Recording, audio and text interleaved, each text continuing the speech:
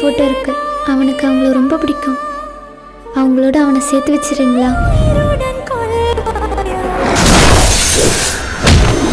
அந்த வைரஸ் நம்ம உடம்புக்குள்ள வந்துடுச்சுன்னா அதுக்கப்புறம் மனுஷனுக்கான எந்த ஒரு உணர்ச்சியுமே இருக்காது. இருக்கிற ஒரே உணர்ச்சி ஒரு ஆழ்ந்த பசி.